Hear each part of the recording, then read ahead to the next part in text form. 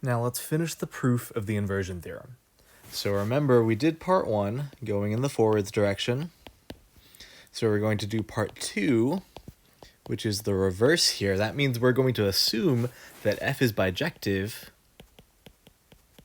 and then show that it has to have an inverse.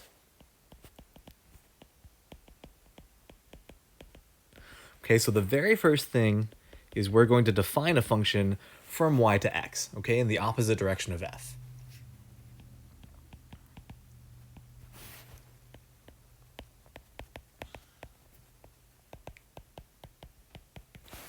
And how do we do this? So we want to pick an arbitrary element in y and say what element in x it gets sent to. So let's say that b is in y.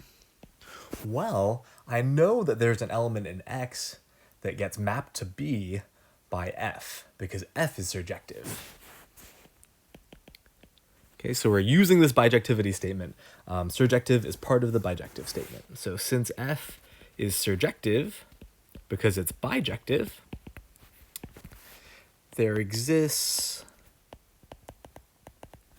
an element a in x such that f of a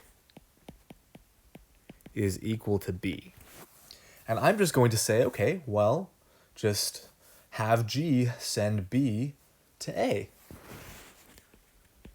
So we let g of b equal a, and now we have to show that g is indeed a function.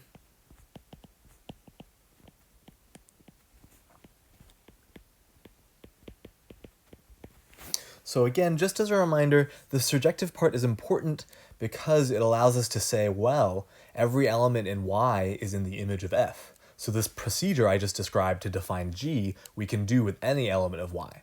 Okay, so I can define g of b for any b contained in y. But how would g not be a function? Well, it could be that g could send an element b to 2 different places in x, right? And then it wouldn't be a function.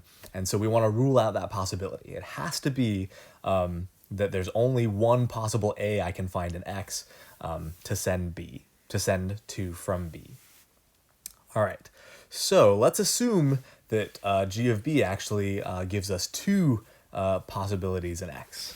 So if g of b equals a and g of b equals a prime, so let's say there are 2 potential elements in x to be called g of b, then we'd have this. It would have to be that f of a equals b, and f of a prime has to equal b. This is how we define the function. A and a prime have to be elements that get sent to b by f. Okay, so f of a would be b and f of a prime would be b, but f is injective. So we have that f of a and f of a prime are equal, but f is injective. Okay, so we're using that bijectivity again, right? The injective part of bijectivity. So if f of a and f of a prime are equal, it has to be that a and a prime really are the same. So you can't actually have g send a single element in y to potentially 2 different elements in x. So we've defined g, and it really is a function. So thus g is a function as desired. Okay, so this part was just describing, well, okay, how do we define g, and how do we know it's really a function? Now let's pull up another page here and show that the g we've defined is actually an inverse to f.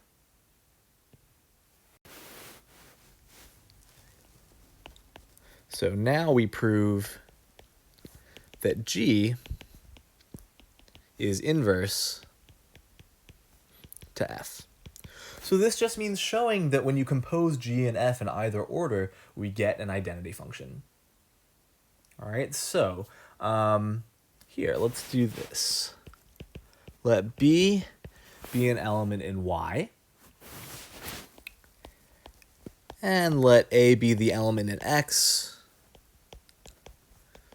such that f of a is equal to b,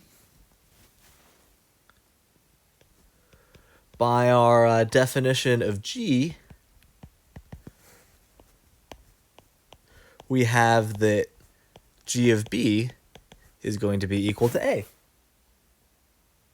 All right, and now we just do the following. Notice that F composed with G applied to B is equal to F of G of B. That's equal to F of A, and that's equal to B. So when we take any element B inside Y, plug it into the composition F composed with G, it just spits out B again. So this composition really is the identity. F composed with G is the identity function on Y. Okay, that's one direction, or one order. We have to do the other order too, right? G composed with F, and show that that's the identity function on X. So now, let A be some element of X, and let B be equal to F of A.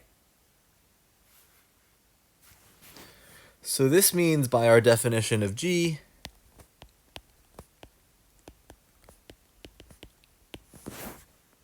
we have that G of B equals A.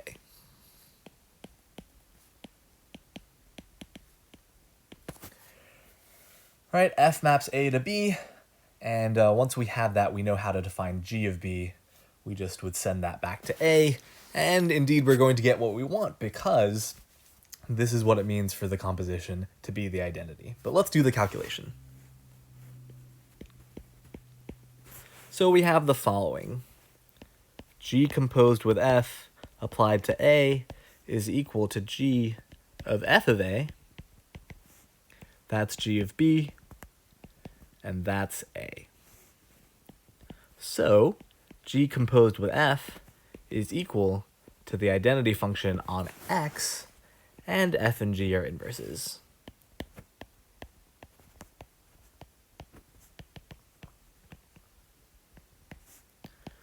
Okay, so that's the proof of the inversion theorem. This part of it, it seems like we're just saying F and G and A and B a lot, so it's worth it to go through slowly, just sort of go over the notes again, be really careful about what's happening in detail at each step, and of course ask any questions that come up. There's no question too small.